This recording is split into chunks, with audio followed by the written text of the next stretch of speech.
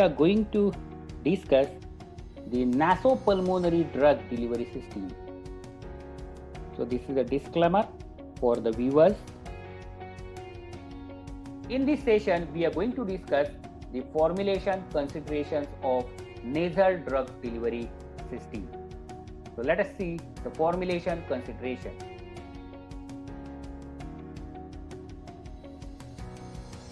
Here I have shown one table which is related with the pharmaceutical excipients, type of dosage form and the comment, which covers the pharmaceutical excipients which are used in the design and development of nasal drug delivery systems, various formulations like powders, gels, solutions.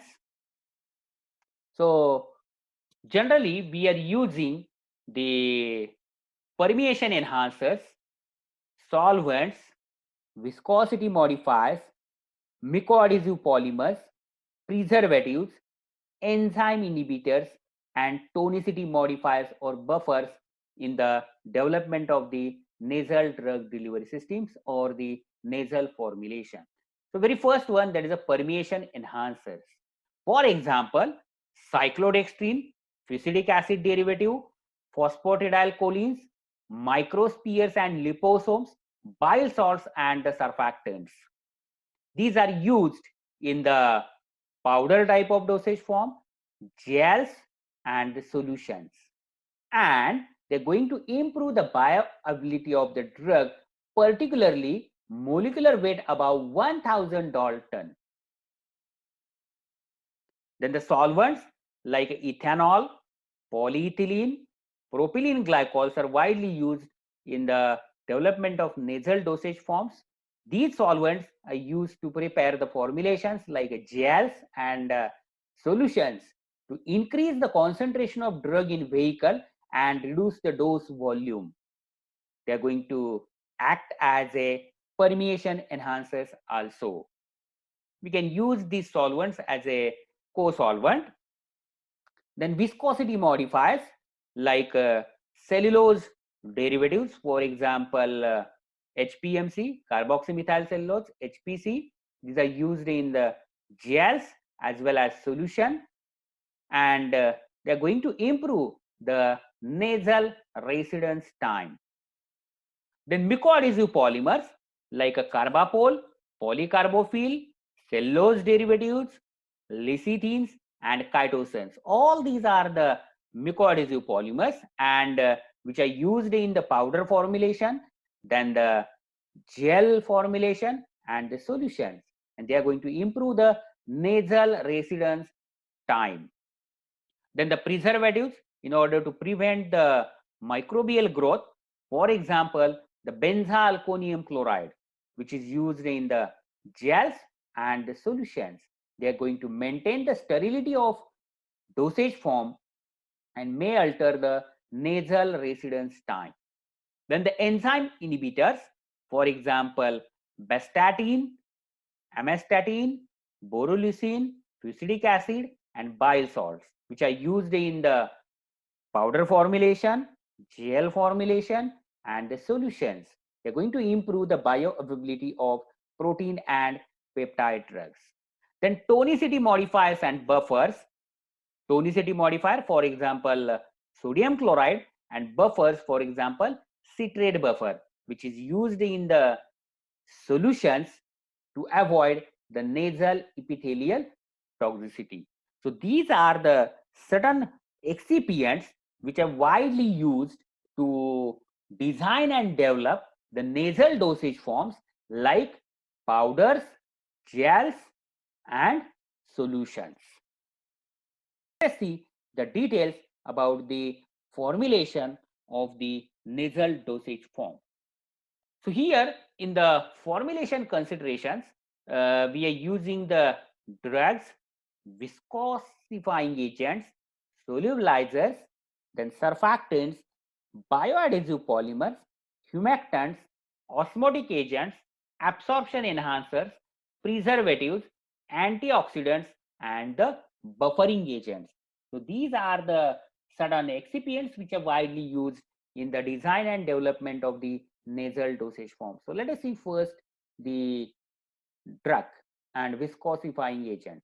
So in the case of drug, already we have seen the selection criteria for the drug. According to that, we have to suppose to select the drug for nasal drug delivery. Here I have listed the few categories which are widely used in the nasal drug delivery. For example, beta 2 adrenergic agonist, for example, terbutaline sulfate, corticosteroids like budesonide, then anticholinergic, ipratropium bromide, mast cell stabilizer, for example, sodium chromoglycate. There are so many other categories are also there which are widely used in the nasal drug delivery. Then the viscosifying agents. Yes, certainly. In the nasal liquid formulation, the viscosity modifiers are required. So these are the agents which increase the viscosity of the solution and prolongs the therapeutic activity of preparation. So they are going to increase the viscosity and thereby prolongs the therapeutic activity of the preparation. Generally, we are using the hydroxypropyl cellulose, sodium alginate, carbapol, HPMC, and so on. There are so many polymers are there which can increase the viscosity of the solution. Let us move towards the solubilizers and the surfactants. Solubilizers itself name indicate that they are going to increase the solubility. We can say it as they are going to promote or improves the solubility of drug in the vehicle. In the case of nasal drops or nasal solutions, the solubilizers are required. For example, glycol, alcohol, labrazole, transcutol, certain surfactants, and the cyclodextrins.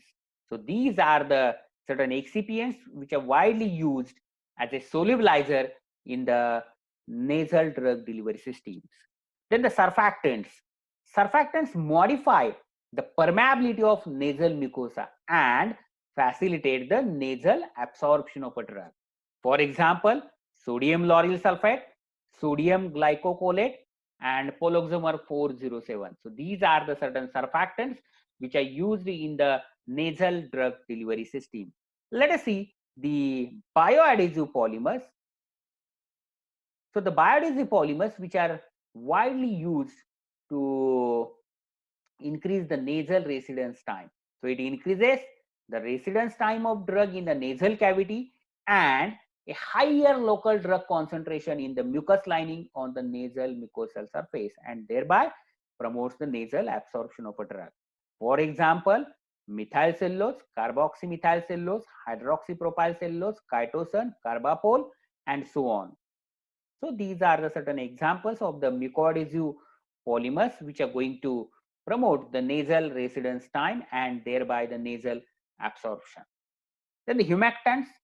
Humectants prevents the dehydration of the formulation and furthermore they're going to prevent the nasal irritation. Example of the humectants which are used in the nasal formulation like glycerin, sorbitol, and the mannitol. Let us see the osmotic agents. Osmotic agent, it affects nasal absorption of a drug. If the hypertonic solutions are there, which shrinks the epithelial cells and inhibit ciliary activity.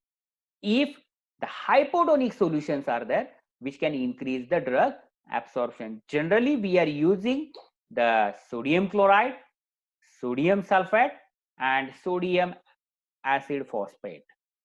Then absorption enhancers, which increases the nasal permeation of a drug, for example, cyclodextrins, SLS, and bile salts. Let us see the preservatives. So the preservatives, they're going to prevent the microbial growth in the formulation. For example, parabens, benzalkonium chloride, phenylethyl alcohol, and the benzyl alcohol.